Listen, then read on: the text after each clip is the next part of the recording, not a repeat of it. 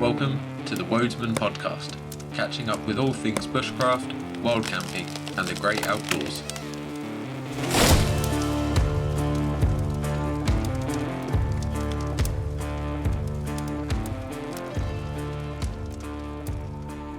The Wodesman podcast is proud to bring you a unique opportunity from the State Detective, whose mission is to source and offer their followers some of the best beef products on the market. Use the code Wodesman20 to receive 10% off of your order and also award 10% to help support the Bearded Fisherman, a UK-based charity helping those suffering with mental health issues. So whether you're in the market for beef jerky, biltong, incredible sauces, ration packs, tanks, warships or flyboys, and also love bushcraft, cooking, hunting or fishing, check out the State Detective.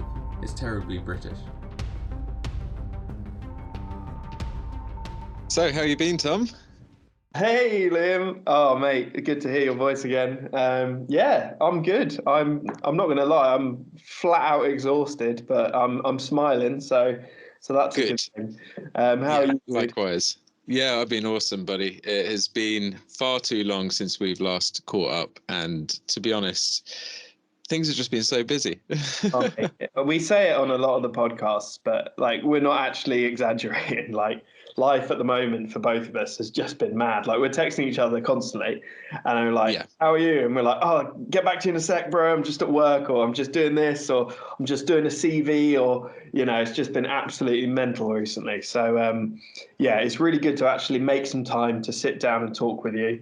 We're gonna Likewise. we'll just treat this like we're at the pub and catch up. So I've got out good. my finest. I've got my favourite Scotch. I got an Islay Ardbeg Wee Beastie. So I'm just going to pop this puppy for you. There we are. Hey, lovely. I'm Good gonna, man. Fill my glass up full. Well, I will have to fill the glass next to you. I already opened my can, but hopefully you can hear that. I'm just filling up the old glass with some Budweiser. Haven't got any IPAs or anything. I'm on the old cheap stuff at the moment. But yeah, really, really good. Just kicks me over through the week. I've been busy building a cabin, which we'll get into a little bit later. So I'm looking forward to hearing about that. Right, I'm going to do the virtual glass chink and there you are, buddy. Mine's plastic. Oh, mate, really nice to get together. I mean, today has just been like some sort of surreal thing. It's been book day at school, so you sent me a photo of yourself in military garb, didn't you? I was literally on break duty, feeling so out of place because I was wearing like full MTP camo because the book I was doing had a soldier in it that I came as the thing, and I was like shouting commands at the kids all day in character. Brilliant. Yeah, it was hilarious. All the kids came in as like wolves and stuff, and it was good. It's good to get their imagination going and encourage that at that age. It's brilliant. Yeah, it was full on, but it was good. And then next week we've got another Viking day, so I'll be going in full Viking outfit with Viking axes and shields and doing Viking firelighting and raiding classrooms and all sorts of stuff. So I'm quite looking forward to leading a Viking raid on some classrooms. Should be pretty good. That's brilliant. You've really been going through the ages then. Oh yes. That's brilliant stuff. No, I mean, I've been, like I said, busy putting together a shed, which is going to be a kind of a workshop, a storage space. For ages, I had pretty much since I've been like 8, I've had a Wendy house at my parents', and it is so tiny. It fit about 3 toolboxes and that was it. Yeah. So everything was piled on top of it to the roof. Everything you ever wanted was at the back. So I decided finally to upgrade, and I got a really good deal off a friend who was moving, so he had to get rid of a shed. And this thing is huge. Honestly, I could live in it. So nice. I'm probably going to put some hooks up in it so I can swing a hammock there on the occasional winter night or summer night. It's going to be amazing. Yeah, just somewhere to do stuff. Little man cave. Yeah, exactly. Because work's been quiet. Obviously, my work is seasonal. Yeah. We're just coming to the time now where spring is around the corner, and we're probably on the corner of work being too busy. But this year is going to be a little bit different because I've got a few things coming up. Mainly getting my soaps, which I haven't discussed on the podcast before, but I'm making handmade soaps. So there's some details in my videos. They're all lard based, and lard is an excellent fat. Obviously, fat and lye together make a soap. I'll do more discussion about this in a further podcast, but really excited to get that stuff going. And also, just a bit of live streaming in the future. So there's big things coming with Primal Nomad, and it's why I've been a bit quiet. It's super exciting, like, because you gave me some of your prototype soaps, a prototype. I can give you some soups too. Yeah, you gave me your prototype soaps when you were sort of working out the recipes, and like they were awesome. I literally loved them. My favorite at the time was I like the oat one that you did and the charcoal one. Thank you, buddy. Yeah, the honey and oat, and there's a charcoal, sandalwood, and black pepper. Oh, mate, it was awesome. It was really cool. And I was washing my body and I was thinking of my bro. I'm glad they did you service, man. And the good thing about them is they last a long time.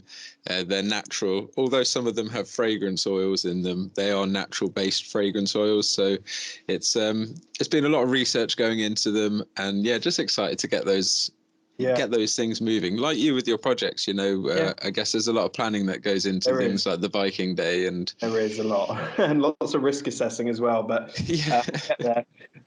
just for listeners, behind the scenes, I know Liam's been working really hard on his soaps and his live streaming, and they've been in the works for years, haven't they? Really, I think you gave me the prototype soaps like over probably a year and a half ago, maybe 2 years. I think. And you've just when Ellie was still at uni.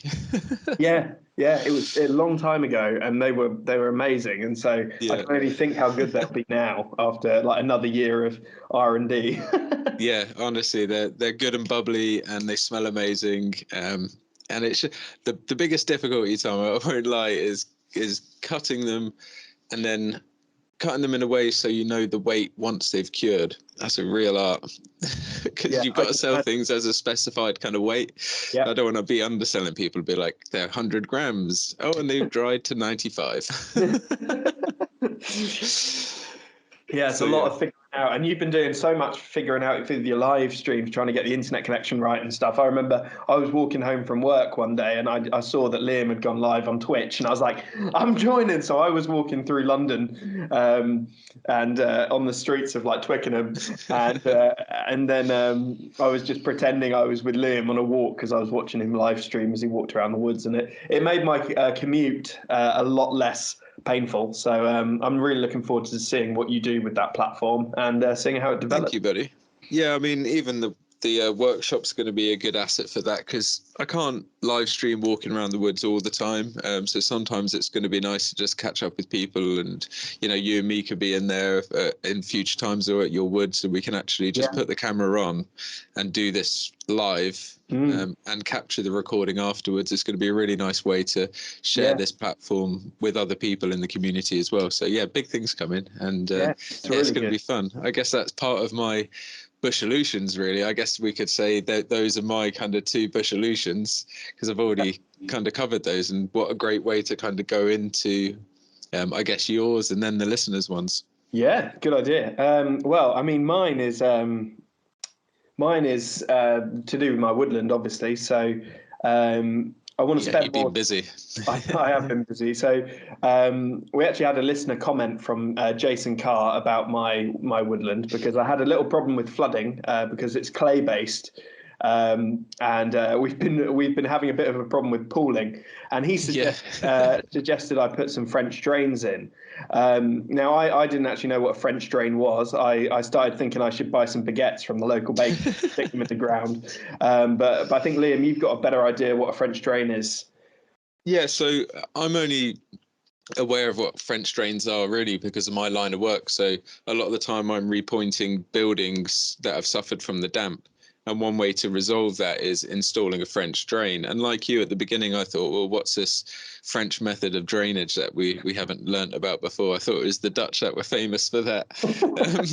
But it turns out that if you dig a trench and fill it with gravel, right, obviously the gravel acts as a kind of conduit for that water to escape through. Soak away. Yeah, so it's like a soak away, but you kind of dig this trench through or adjacent to a wall, or in your case through the woodland, and the water would naturally want to go to that area because there's loads of voids in there between the stones. Interesting. So then that would channel it to your nearest water source, like your little stream. Yeah. Yeah. Okay, so that's definitely something that we could do. I might have to get your help doing that at some point, Liam. Yeah, we could trench out, and it only needs to be something like, 1.5 foot, 2 foot deep or something. So it's not massive, and then you replace the bottom foot with gravel and then backfill the soil on top. So you don't even the clay. You could leave the gravel at the top. The fact that it's clay and on a hill as well will help it. Once it soaks through the gravel, it will then just channel down the channel to the stream. Exactly. Yeah, water always finds the path of least resistance. We know that when we have tarps and hammocks up. Normally, I'm the path of least resistance. Oh, we've all been there, Tom. We've all been there. But no, that sounds like a good solution. So thank you, Jason and Liam, for that. That's really helpful, and definitely something I'll consider for the woods. I think my current plan at the moment, I've got a friendly tree surgeon who I've befriended and tamed, and he is offering me his wood chip. So what we're going to do is we're going to wood chip around the fire pit, which is just the main area where I do sort of my social camps. And if I was to do any carving courses or anything there, I'd be doing it around the fire pit. So I think initially I'm going to wood chip that, see if that, with a big thick layer of wood chip from the local area, see if that fixes it.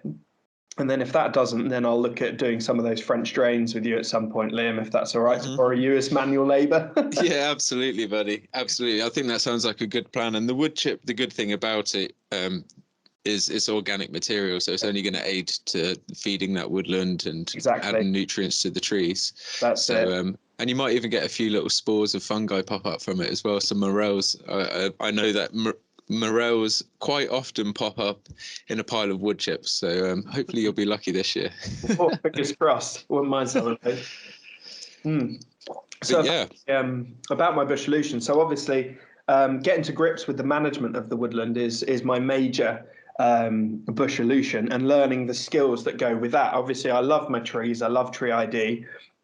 I love learning about them, and I just want to dedicate this year to making my woodland as healthy and as happy as it can be. I know one of the neighbouring woodlands, because my woods is a bigger woods split into small bits, and I've got a 3 acre bit. Loads of other people have 3 acre bits. One of the neighbouring woodlands has sadly had to have a lot of its trees cut down because of spruce beetle, which is you mentioned really that. Gutting for them. They've got a lot of spruce, and they're all going to have to be taken down, and they're going to have to be burned on site. And it's going to leave that bit of the woods quite bare. I'm lucky. I have no spruce at all on my patch. So with that, I'm safe, but it's just... You got away scot-free on that one. But also, it's made me realize again how much I just care for that environment and how I just want to make it better and look after it. So there's a few trees in there that need managing. There's a bit of a few areas that might need a bit more light coming through. There's a few bits that might need coppicing. There's some dead standing ash as well, which I'm going to take down over the year. Nice bit of firewood. Source of firewood. Yeah. And just to keep an eye on the ash trees, obviously with ash dieback and everything. It's prolific at the moment. Exactly, and just learn all I can really about the woodland ecosystem and what I can do to help it and its population. So, that's my main one. Part of that. Managing grey squirrels as well. Hey, they're pesky little blighters, aren't they? They really are, and they're very evasive. Oh, mate, honestly. So I literally tracked one that kept scurrying up my trees, and there's the hornbeam that's obviously been damaged by some of the greys, and I tracked this grey squirrel.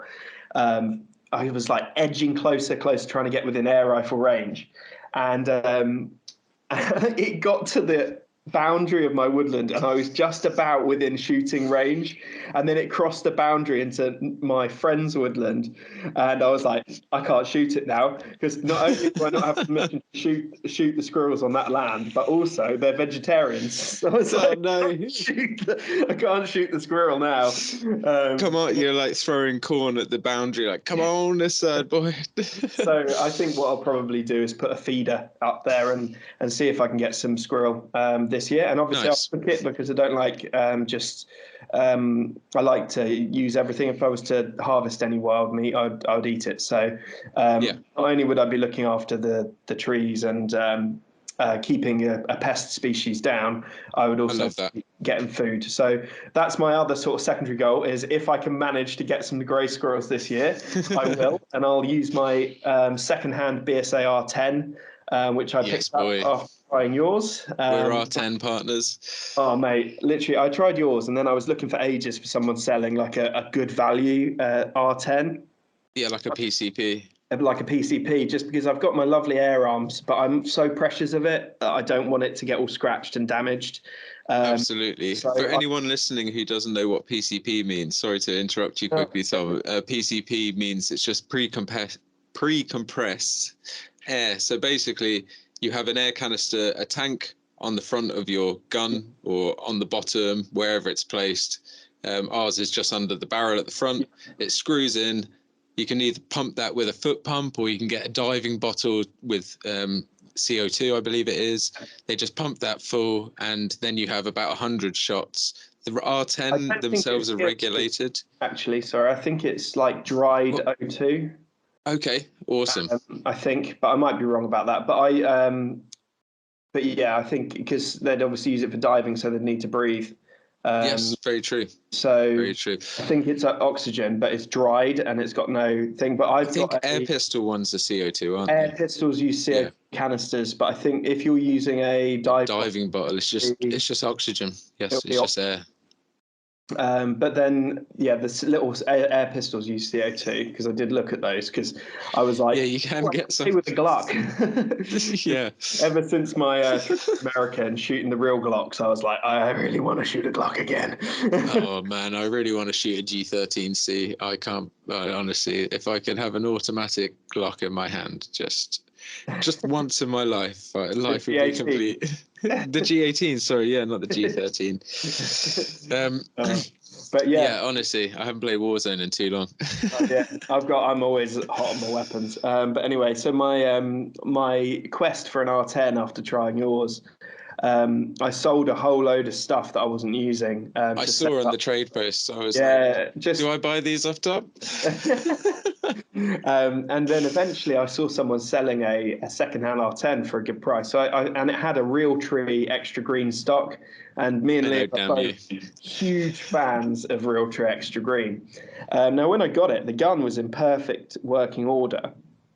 All of it was basically new, but it had obviously been dropped, which was why I got the discount. And the stock was cracked. And it was a slight kind of little fine crack, just hairline crack. And when I looked at it, because it was sold as seen, but when I looked at it in person, I didn't notice it because it blended in with the Realtree stock. The Realtree, of course. Literally. So I was then spent a week really anxious about whether or not the crack would spread. If you're gonna shoot it, the stock will fly off. Or yeah, well, I was worried then that if I hung a sling mount off it, which if I'm carrying in the woods a lot, I want to have a sling on it. I was worried that the pressure, the weight of the gun would end up widening the crack. So I did some rooting around, and I managed to find one of the last actual spare Realtree stocks that was online in the UK. Literally, there's none. You found one before that, and you were like, in the time you were deliberating about getting it, you were like, should I get it? And I was like, it's probably a good idea, but then you might be able to fix it, might not go any further. And we were kind of deliberating with each other, and you were like, it's just sold. So the stock I have is actually that one. So the lady emailed me and she's like, sorry, it's just sold. The next day, the guy failed to come and collect it. Oh, yes. So she emailed me back and she's like, he's not come today and he was supposed to collect it. So do you want it? And I was like, yes. It's like the last one on the internet. So I got it. And so I've now replaced the stock completely, and I'm going to fix up the other one Brilliant. like fiberglass, and have that as a backup. Yes, But good idea. I've got a brand new R10 effectively now, because the only bit that was damaged was the stock. And I got it for a good price, even with replacing the stock. So yeah, absolutely. And they're such versatile tools, aren't they? They change the game, because instead of going back again to kind of what PCP is, it gives you that ability to have a more fluid kind of state of shot flow. You know, rather than a Springer, you kind of one shot, you crank it, you make a bunch of noise, you make a load of movement, you kind of flick it back and you go to shoot, and your target's, or your prey's gone. You have a little magazine in, I think, it's 10 shot or 8 shots? 10 shots. Yeah, so it's a little revolving magazine, really, really versatile, and it just is bolt action, so it feels like an equivalent of a rimfire or a centerfire rifle. And it doesn't move. The recoil is incredible. The sound is so muffled. And the power is regulated, so you know that each shot's going to get a consistent kind of output of power. You're going to be able to put something down if you get the shot right. It just gives you a bit more faith when you're out shooting, doesn't it? Mine is just below 12 foot-pounds. And it drives nails, bro. Like, it does. I had again a second hand really good quality Vortex scope, which is rated for like 308 or 5.56 rifles. Great optics. I had that from when I was young, like from a couple of years ago, when I played a bit of airsoft, and I got a deal on a gun that had that Vortex sight on it. So I've literally have just taken that off the airsoft gun and put it on this, sighted it in, and it is pinpoint accurate. If you want to see me shoot, actually, I've got a video uploading in the background, YouTube, where I shoot it. And my last video, I also had the BSA R10 out on it. Sorry for the shameless plug, but if you are interested in seeing me fire that, this is your platform as much as mine. Might as well have a go and watch that. Watch that on there. So yeah, 100%. You've got that. So I guess got to watch that. That adds to my Bushalutions for the year. So I want to do the management of the woodland. I want to get to the woodland more. I want to learn about the tools like chainsaws that I need to use to manage the woods. And I've already been getting more confident with my chainsaw. But then on top of that, I want to carry on the progress I've made this year with the archery, the crossbow, and the air rifles in terms of target shooting and archery. Because I was about to say, it's kind of like the R10 has been that kind of crescendo piece of your year, because you kind of you got the compound bow, you got the crossbow, I did, and now you got the R10. So expensive. now you're no, it has, but in a sense, I can completely understand that, because you are a sportsman in the sense of you love your target shooting. You also love the ethics of hunting and have the right kind of ethos behind it. And the permission to do it as well. Yeah, exactly. Yeah, 100%. And you've got the space to do it now, which is awesome. You're a custodian of a wood. So I just think it's been an awesome journey for you this year. And definitely, listeners, please do go watch Tom's journey, because he's put out some fantastic videos of all those things, like the compound bow, the crossbow, the R10. And it's been really nice to watch. And half of them, and I do apologize, half of them are like 3/4 through. I've got to catch up on like the last little bits of them. But I really, really enjoyed seeing them, and I love coming down to your woodland, and I can't wait to see you fulfill your Bushalutions, because it's going to make for some great content as well. Yeah, well, hopefully, I'm like with my channel, like I've just been putting videos out that I want to watch, and my channel's sort of been stagnant now for a couple of years. It hasn't gone up really in subscribers, but I've been putting out content quite regularly. So it would do me a real favor if you're not subscribed, if you do go over there and subscribe, because I would love to see some growth, because actually I haven't my channel's subscribers or anything and views have actually not increased, and my views have gone down. And it's almost like, because I'm now including the shooting and the archery, it's almost like my videos are being hidden. Yeah, they do get that treatment from YouTube. It's a shame as well, because your content's really valuable to the community, and I know the people who do watch it, don't leave without commenting, and you can go through your track record and see that the subscribers you do gain are really valuable assets to that community. Yeah. But I think because I show everything Facebook and YouTube and that lot, they don't want you to see. I'm showing me smoking a pipe, drinking booze, and shooting. You're a man's man. Yeah, I mean, like my America video, it's like we go from the strip in Vegas to hiking Angel's Landing to a gun club where I'm firing a Scar H on full auto. That's a Demolition Ranch worthy video. And it's got like 400 views, bro. Yeah, I don't understand the algorithm. It baffles me. I know it baffles you as well. So yeah, it would be massively appreciated if you guys, if you do have a YouTube or anything like that, if you want to chill out and just watch something that's authentic and a nice vibe, go check out Tom's stuff. There's some great stuff on there, and I mean, going on to one of your Bushalutions, and we will get on to the listeners' ones just after this, to help you fulfill one of those. If you do, well, it kind of works in both of our favors, because if you fulfill yours, I can fulfill one of mine that I forgot to mention, and that's continuing my deer tanning adventure. Nice. And well, not just deer tanning, hide tanning in general. And I've had a lot of people contact me and ask me to tan their hides. I just haven't had the kind of facilities to do it in the past. And this year I'm hoping to start up something where I'll be able to sell hides that I've tanned myself, and then also tan people's hides if they want one tanned from a shoot or something like that. Not taxidermy. I'm not going to make a horror freak show because I have not been trained in that skill, but I will tan a hide for a wall mount or a rug or something like that. That's a great idea. But part of that would be squirrel would be awesome to tan. So maybe if you did get one, we could always do a video where we spend a few days in your wood and tan. Absolutely. And if you ever want to, if you ever like, next time you do a deer, I mean, I'm still up for coming on a deer hunt with you at some point. But if you do manage to get a deer and you want to do a video on tanning, hit me up. We can do a video together in the woods where you teach me how to tan. I've done rabbit hides before. I use soya lecithin as the tanning agent. Awesome. Yeah, break down the proteins. Yeah, I don't think I stretched it for long enough or put quite enough force in it, but they're still perfectly preserved. I removed all the fat off, and I still have them to this day, and I use them.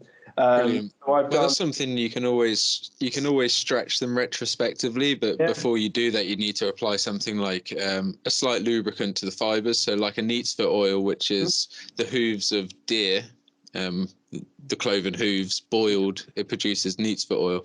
Let's say if you rub that into your hide, then that would give it a bit more malleability, and you could actually stretch that hide if it's a little bit stiff in areas. Interesting. So I actually, because I tan those hides, the two rabbits that someone else shot or killed, and I just tanned them because I didn't want them to be wasted. I skinned and tanned them because I didn't want them to go to waste.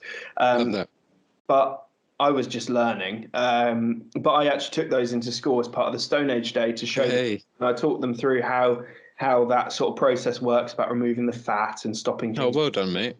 And that was all part of it. And like some of those kids, they'd like never held a hide, and they were like, "Oh, rabbit is a cute bunny." And I was like explaining, yes, but to the Stone Age people, it's a source of protein. And they respected it as much, but it was a different respect. Yeah, exactly. So hopefully I'm spreading a bit of the word, hopefully, without preaching. No, absolutely. I'm always really interested about what you got up to with your kind of work in schools, because I know you just bring a different dynamic to it. You're not just your average everyday teacher. You've got this, obviously I'm a bit biased, but you've got this awesome background bushcraft. So like I just crazy. I can imagine if I was a student of yours, I'd be like, yes, this teacher is the legend.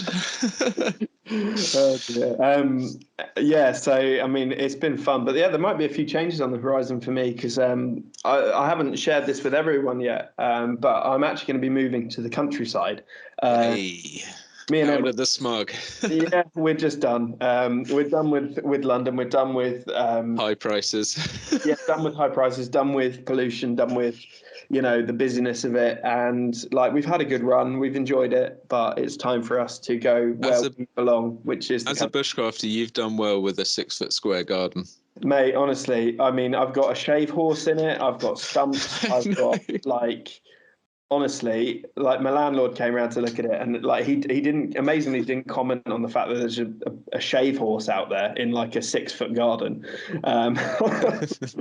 But yeah, it will be good to have a bit more space and to live nearer the woods as well, and it will allow me to achieve my Bushalution, to go to the woodlands more frequently. I've been getting Emma into bushcraft. She's been featuring in a lot more of my content. She's loving it. She is. She lit her first flint and steel fire. You might hear a door go in a second. That's actually her coming back. That's my round of applause for her. So yeah, she did her first flint and steel fire. She's been coming out to the woods and cooking nice food with me. You'll see a few videos of our stuff. And yeah, I've even bought her limbs for my recurve bow, so she can learn a bit of archery as well. So that's brilliant. No, it's nice to see her share that side of something I know, again, you're so passionate about. And I know she is in a different way. She always loves growing the vegetables and loves it. Loves getting hands-on. So having that woodland and then you two being a bit more closer, it's going to take so much stress out of that kind of, we've got a plan to journey all the way there and all the way back. Have we forgotten something?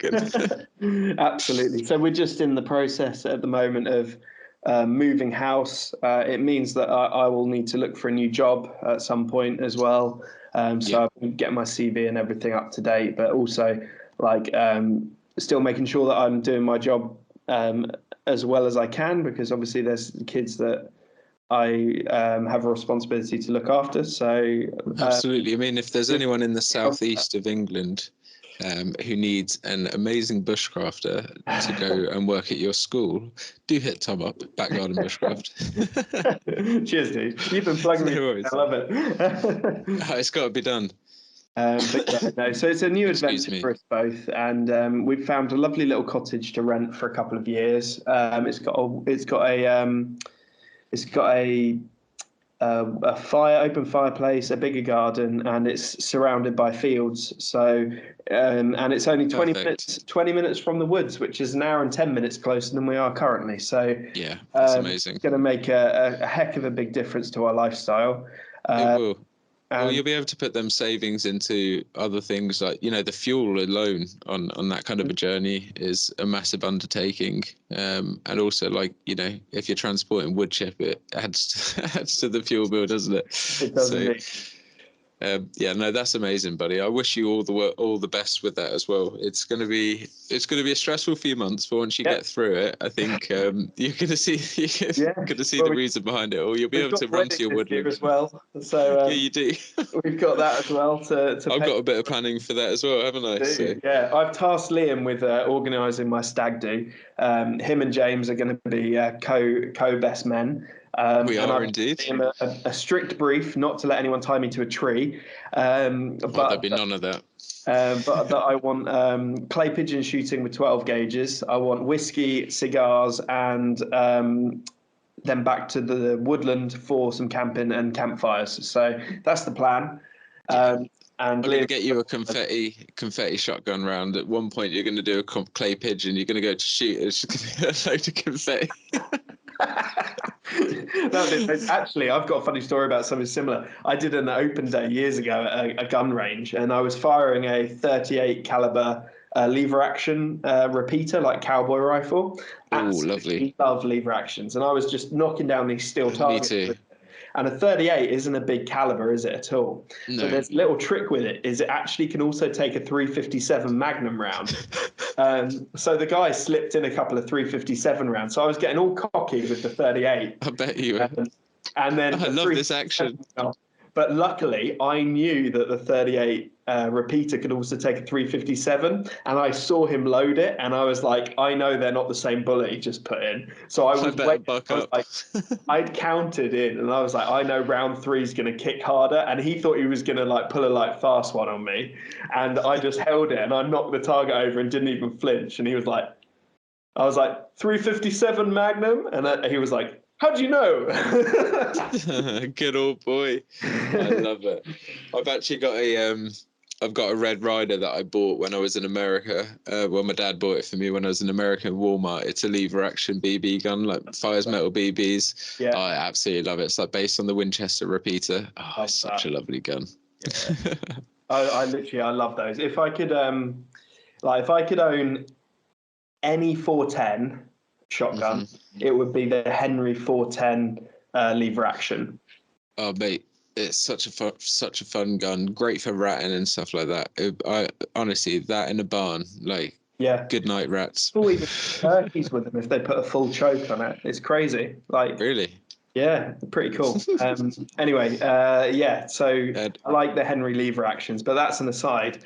So yeah, I think I'll be in a better place to achieve my Bushalutions this year. Hopefully get more woods time. And yeah, I'll keep you posted on the move and the jobs and everything when we catch up again on another podcast. But I think probably it's time to hear from some of our viewers. We've already heard from Jason about helping me with my flooding issue. But shall we hear a few of the listeners at Bushalutions and see what their plans are for the year?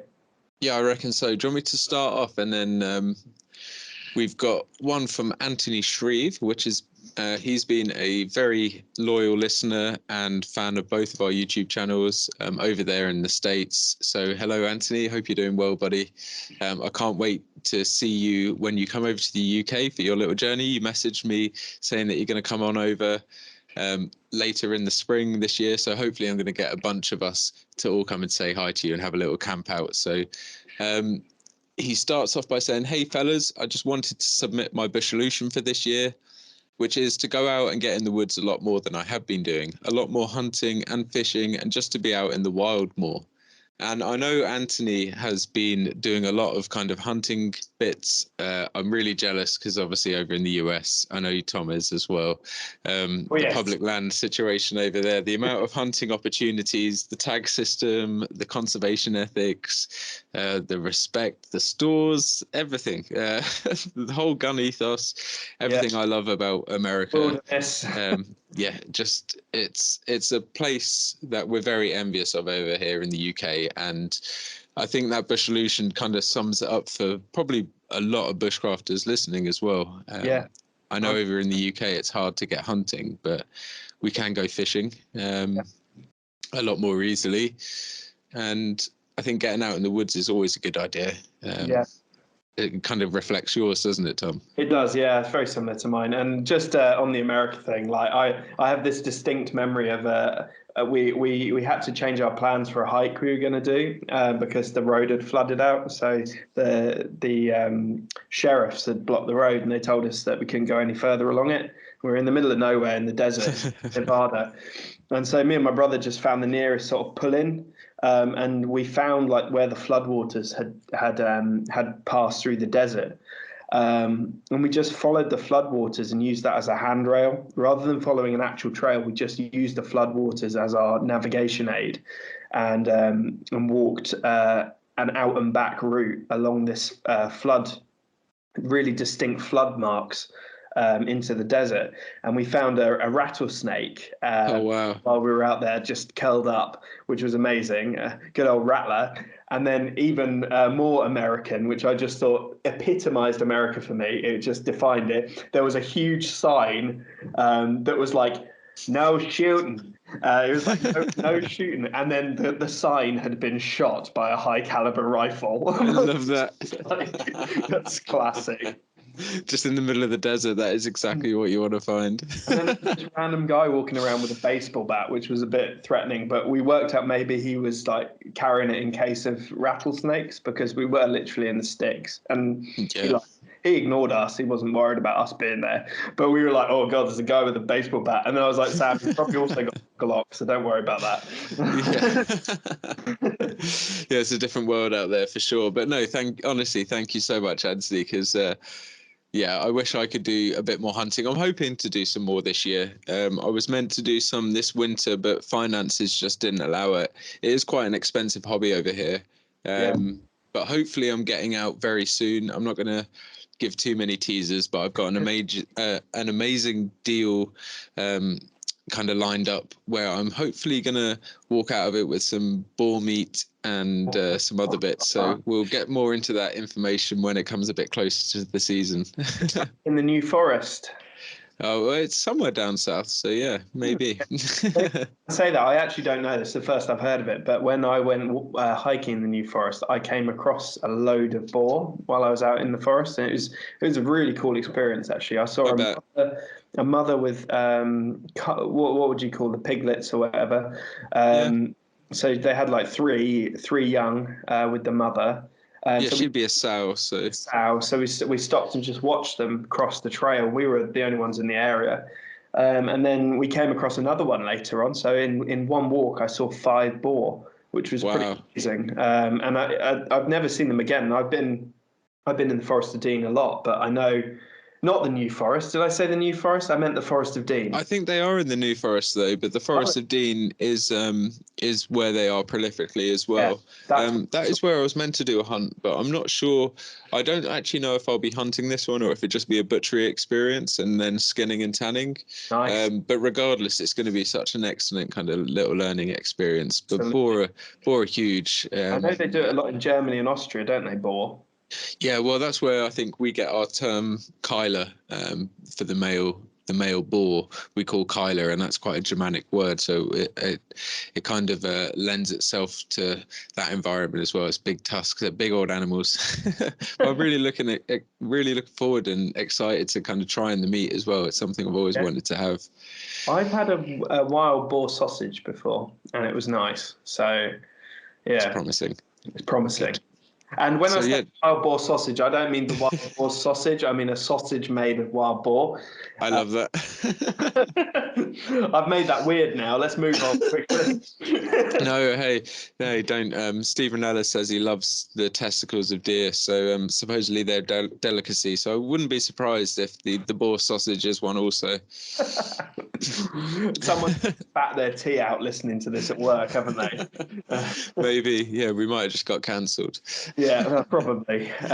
Should we do the second Bushalution? Yeah, go on. Let's crack on. So Luke Bourne, number 1, has sent in a nice message for us. It's quite fitting for me at the moment, actually. He says his Bushalution is to get out into the wild more. I started a new job 3 months ago, and it's allowed me to balance work and personal life. So I can't wait to get out more and learn new skills. What an amazing message. What an amazing sentiment. I'm really glad you've got a new job, Luke, that allows you to have more time and balance in your life to get out and do more bushcraft and woodland based stuff. Sounds awesome. Sounds like you've made the right call there. That's what I'm looking for. That's what I hopefully can find. So yeah, amazing to hear from you, and I'm really glad that it's working out for you. So great. Yeah, good luck with your job. Hope it stays kind of stays as good as it sounds, because having a good work to life balance is so important, isn't it? It can be so all-encompassing sometimes, work too much. It can indeed. I mean, it's like I'm looking forward to just being in the countryside, and hopefully it means my weekends I can spend more time outside. So yeah, 100%. Well, I mean, Zach follows on from that, and it's actually a nice little segue. He said he'd love to take advantage of the woods again, the woods of England and the wilderness of the Scottish Highlands. Plus, he absolutely loves the podcast and how it raises awareness of how special the outdoors is. And again, it's evident that so many of you just want to get outside and enjoy the wilderness, enjoy those wild spaces, enjoy the woodland. And I mean, the Scottish Highlands, what a better place. Tom went last year. I had a great return trip. You did. You had a wet return trip, didn't you? I did. You got away with it scot-free, didn't you? Until the last night, was it? Yeah, we had a bit of weather one of the nights, but the rest of it was pretty awesome. And me and Emma, we both agree that it was our best holiday we've ever had, was our trip to Scotland. We actually are now planning, hopefully, a return to Sweden, because I did Sweden like ages ago, like 8 years ago or something crazy. And Yes, so maybe you and Ellie can join us on that. So you never know. We could be planning some exciting trips in the future. You never know. We'll have to meet up with a Mr. Joe Price, I think, as well. Yeah, if we do go to Sweden, that would be nice, wouldn't it? It would indeed. Yeah, I mean, it is one of the best places, Scotland. One of our last, and probably one of Europe's last proper wildernesses, actually. I know Joe Rogan said it. He said, yeah, he just said, like Joe Rogan said it. He said, there's no one there. He said it's so beautiful and no one's there. I met a guy on one of the Munros when I was there, and he was like, "You have to be a bit careful around here. People get lost around here." And then he was telling me a story of a guy that just had walked off and like never returned. And I was just wow. like, "This is kind of like, yeah, this is wild out here." This is the land of it. I mean, obviously that's a really sad story, but it does show the vastness of some of the areas over there, and the fact that you could walk for days and not see anybody. Yeah, 100%. It does put it into perspective, the kind of scale of things when you're out there, doesn't it? You are very minute. Yes, you have to be prepared to self-rescue. Yeah, always. So no, really great little Bushalution there, Zach, and yeah, we both wish you the best with that as well, and thank you so much for sharing. Absolutely. And yeah, if you do go to Scotland or any amazing places in England, do hit us up, let us know what you've been up to. We both love reading the messages, even if we don't read them out on the podcast. It does really, we both get a kick out of reading other people's adventures and really enjoying it. So our next Bushalution is from Neil Leggett, and he is talking about some of his equipment. So he talks about Corinthia, which is, I believe, a sleeping bag company that you use, Liam. Yes. Yeah, 100%. Corinthia, an amazing company that I think they produce sleeping bags and equipment for the British military now. Yeah. Really good quality gear. I love their sleeping bags. Most of them, not all of them, have got a center zip, which I love because I can't get kind of disorientated in my bag and think, where am I? It's got a tiny little face hole, so it just goes down to basically the size of your mouth. So you're just venting out that moisture. From Jude.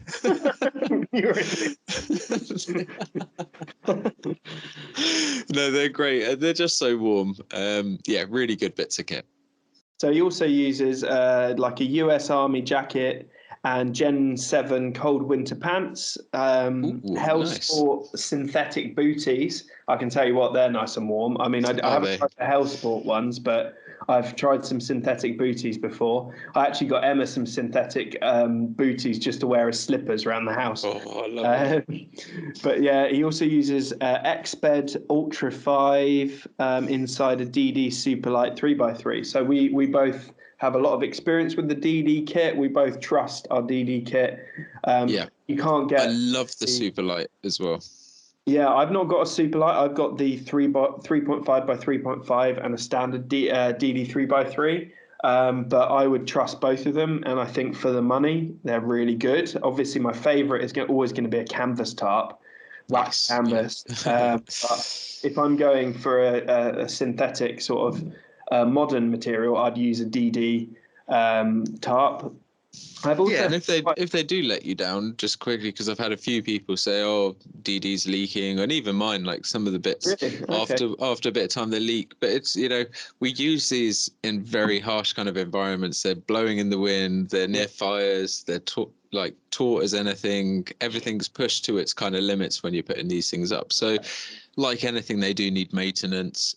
So just going over the seams with a tape seam sealer or a brush-on seam sealer.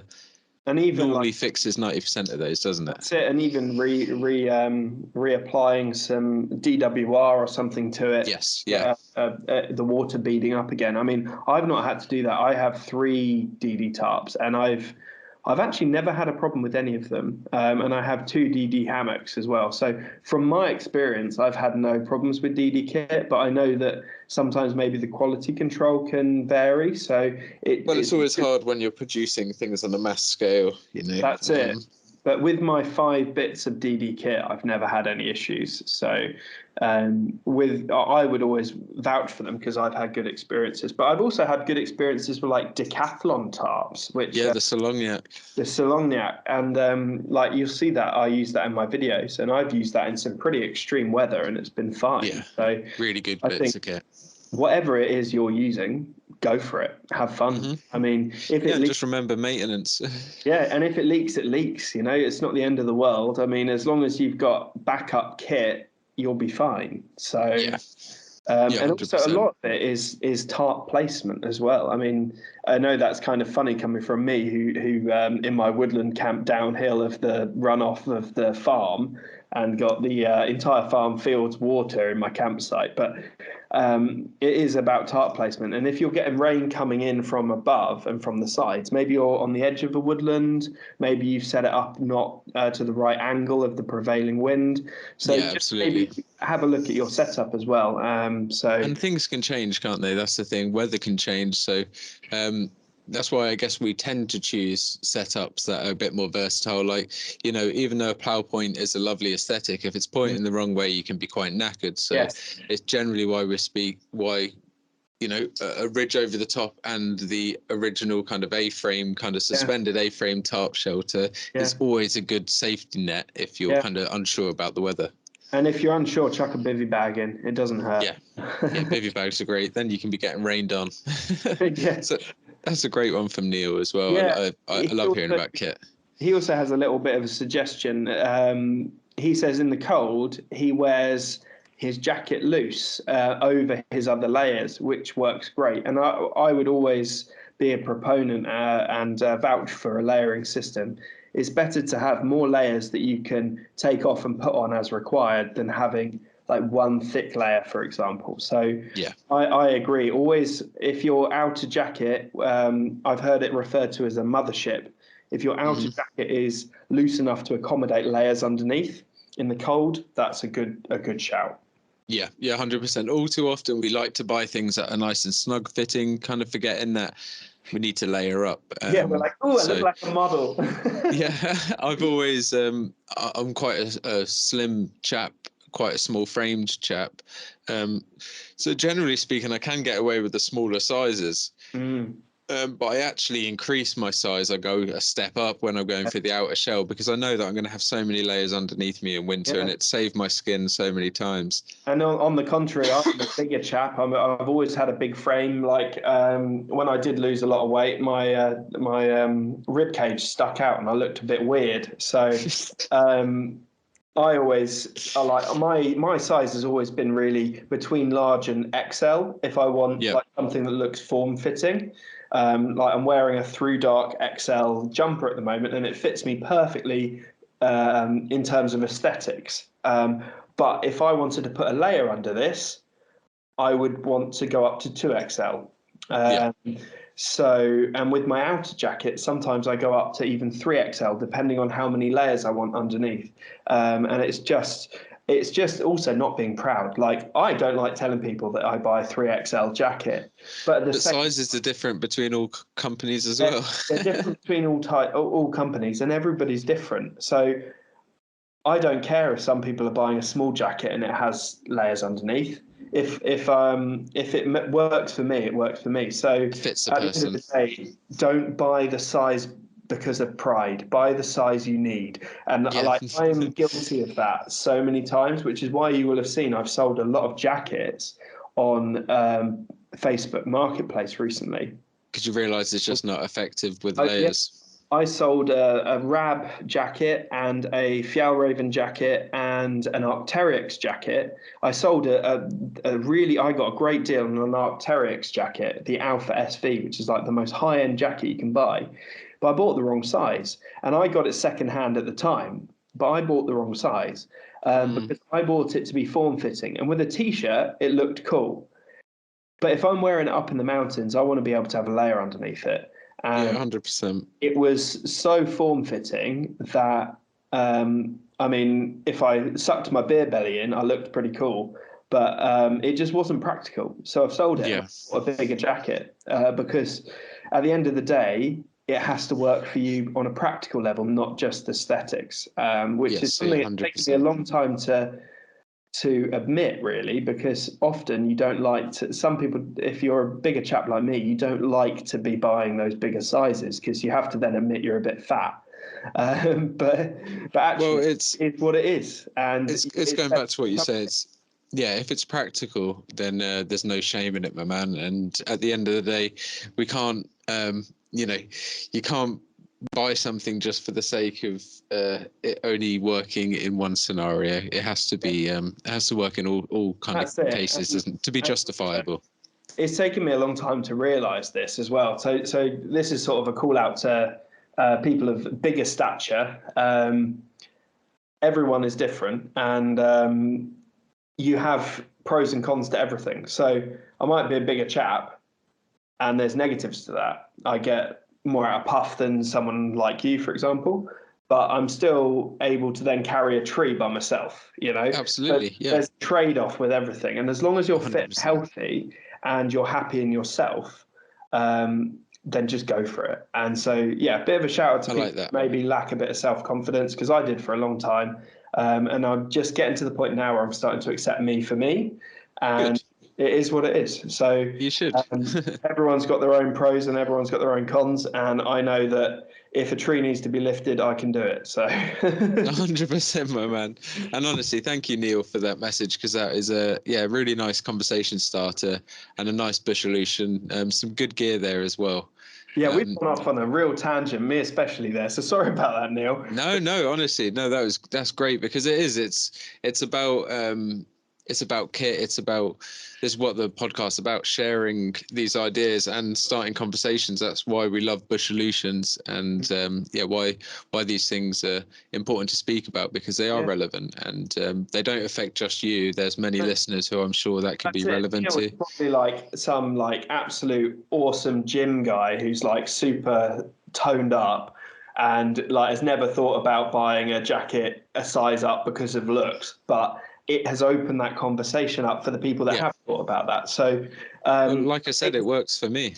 I have to think the opposite way. I'm like, is this going to be too big? If I don't have layers underneath it, is it going to be too big? And then I'm going to get no benefit from the jacket. But it's then got to be big enough to accommodate layers. I'm like this awkward size. So it's really annoying, actually. Yeah. But I mean, it always is with clothes. Some really good advice for anybody there, which is to think about your layering system. Think about what works for you in terms of equipment.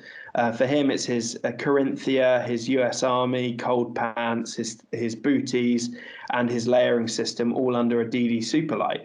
And that works for Neil. And everyone's just got to try things out and see what works for them. Thanks, Neil, for that. That was a really good conversation starter. I mean, if anyone else has got any advice about kit that they like, or anything about maybe sizing as well, if you're definitely in that, because that could be its own episode as well, I think, to be honest. Even with things to sleeping bags, there's so much to it. It goes over to, again, tarp sizes, bag sizes. Maybe we should do that, an episode on size, all things sizes. Rucksacks.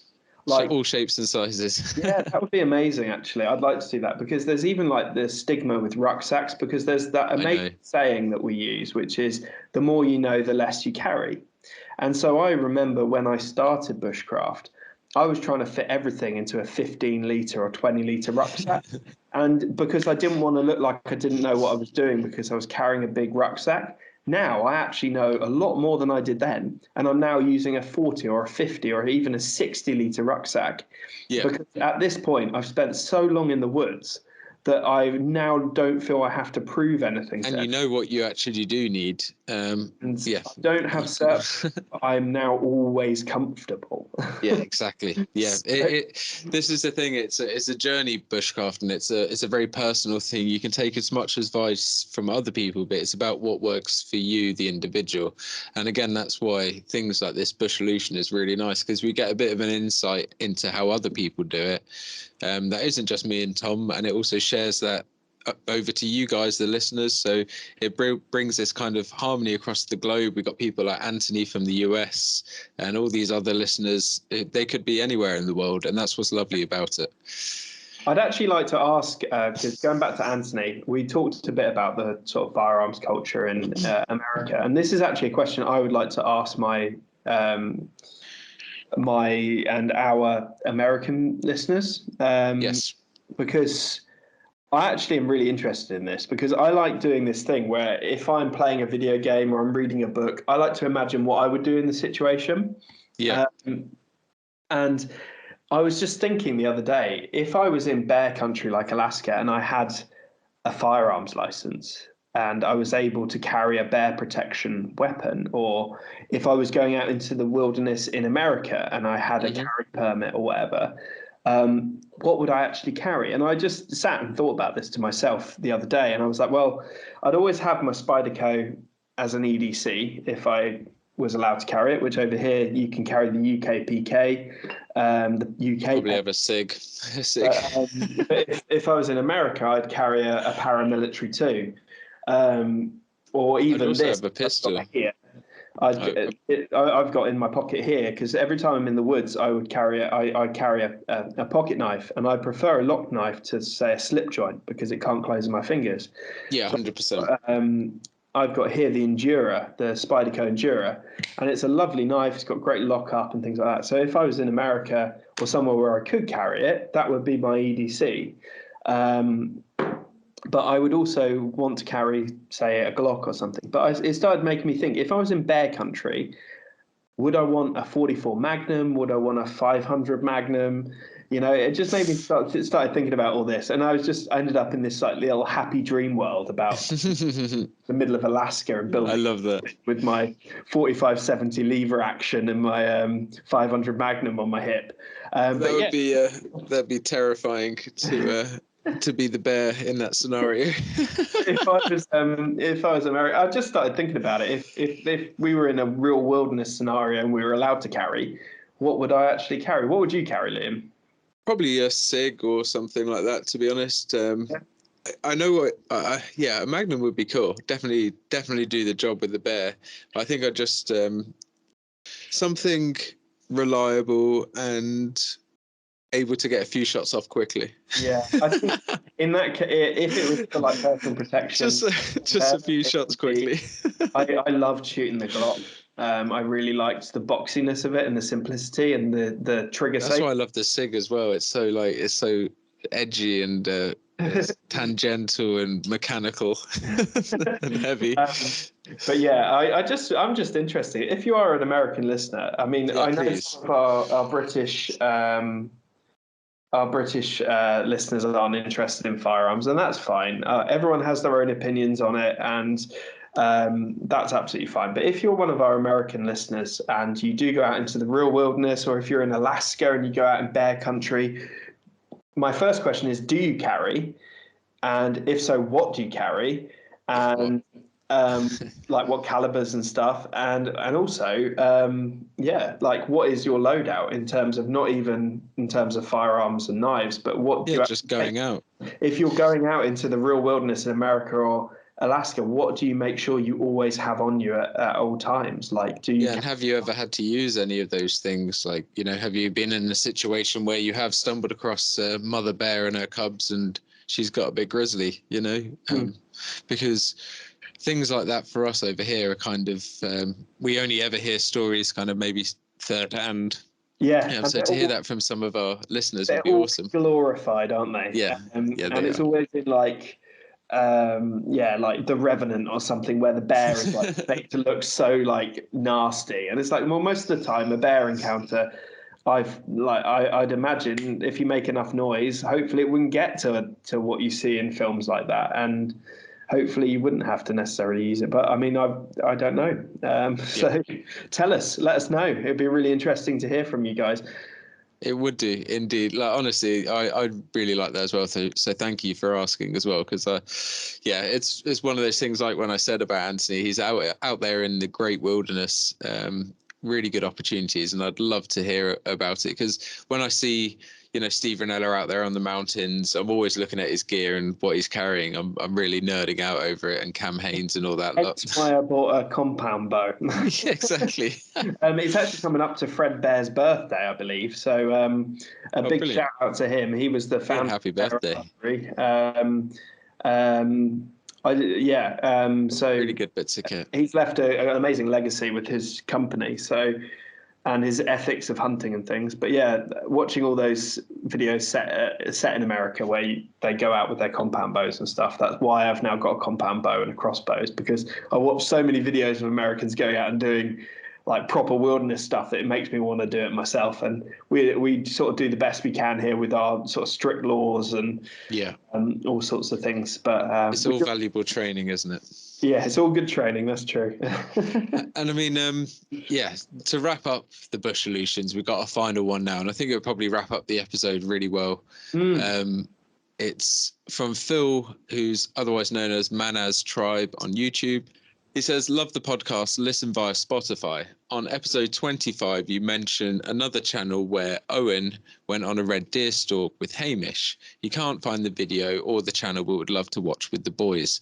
So that is TGS Outdoors, the channel. And that video has actually now aired. Yeah. That wasn't actually released by the time we'd done the Christmas episode and the Bushalutions, like asking for the Bushalutions, the interview with Owen down at your woodland, Tom. So yeah, that has been released now. I've still got to watch it, but I know it's going to be a fantastic watch. Yeah, if Owen's got it, put his magic touch to it, you know it's going to be good. So yeah, he's a great lad. So big shout out to Owen, and a big thank you to Phil for that lovely, comment. I'm really glad you enjoy it through Spotify. And if any of you guys do listen on Spotify, we're always running a little poll, or you can ask us a question. It would be really nice to hear from you guys. Reply to the little Q&As on there. It helps drive engagement. And please do share the podcast, because it's a really good thing and a special thing that we're building here. And I know we love doing it. It's been a bit of time, but yeah. And I think the thing with it is it's because me and Liam are such bros. It doesn't feel like there's been any time once we start talking. But when like life gets in the way, don't worry, because we will be back. We just absolutely don't know when. And it's like until things are a bit more steady in both of our lives in terms of like work and where we live and sorting out all that life admin stuff, we can't necessarily say, oh, we'll be on next week. But at the same time, we will. We'd love to be. Yeah. We are like, this is our bread and butter. This is what we absolutely love. And just having this chat together, I've had a nice single malt scotch. You've had a beer.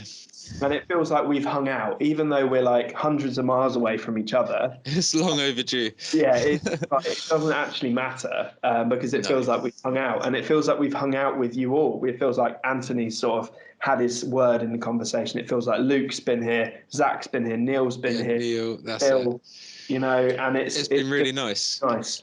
It's like we've been on a journey to your woodland. You've been down to see what I've been up to on the cabin. It's really nice. We were even flashed back to America. Yeah. It's actually been really nice.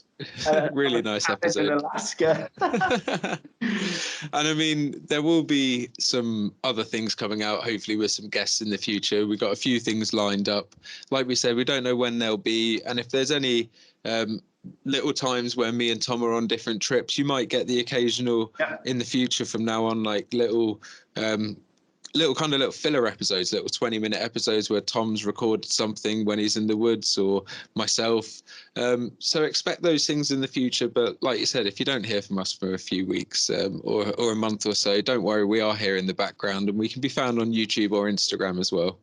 Yeah, and feel free to hit us up as well. We will get back to you on either of our channels and on the Wodesman. I mean, I've had loads of people just sending me questions, like people that are just getting into the wild camping. Yeah, likewise. And it's really nice to hear from people that want a bit of advice. I actually have one of my former students. So I had a student that I taught years ago now, and he's now at university, and he hit me up about starting wild camping. And actually, let me just pull that up. I won't say his name or anything, just because I haven't asked him if I can read this out. But it did actually really yeah, it was really interesting. So I'll let you fade out.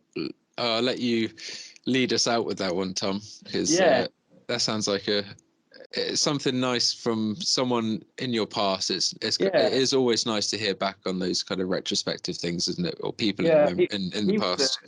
He was a great student, and he did DV expeditions and stuff with me. And he used to always ask me about bushcraft. So he reached out and he was like, "I thought you'd be the man to ask for advice on where to start with wild camping." So I'm just going to skip all the bits where it's like about what he's been doing. But yeah, I was like, great to hear you're interested in wild camping. Such a fun hobby. I'd absolutely recommend starting by getting confidence doing a nearly wild camp. You could find a campsite or a nearly wild camping site where you can have a fire, use a tarp, and practice some basic skills. Yep. I also said a good place to start is an outdoors festival, such as the Bushcraft Show. They have a wild camping that's allowed in the woods and lessons and demos to sort of swat up on all your knowledge. I also said it's legal to wild camp in Scotland, and in some national parks it's sort of permitted as long as you follow the countryside code. I said you could also be lucky by getting permission from a landowner. So yeah, I just sent him a few ideas, and I love that. yeah, it was just quite kind of a cool exchange that I thought I'd just bring up.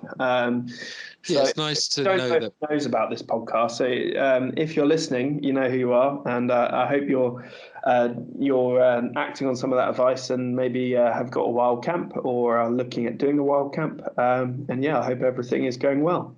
Yeah, that's great advice, and I really like what you said there about doing it in somewhere where you're comfortable, just to learn the ropes. And somewhere like the Bushcraft Show, another great place. They've got loads of wild camping space. Hopefully, if your move works out, you might be there, but we're yet to see, because there's a lot in the pipeline for you. I'm going to try.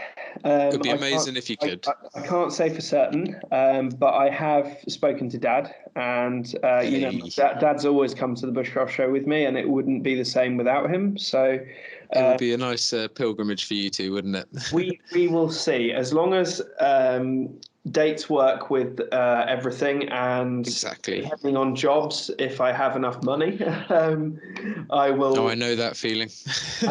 I will do my best to be there. But if I'm not there, I will let you know. But hopefully I'll be there. And it would be lovely for us to camp together like old times.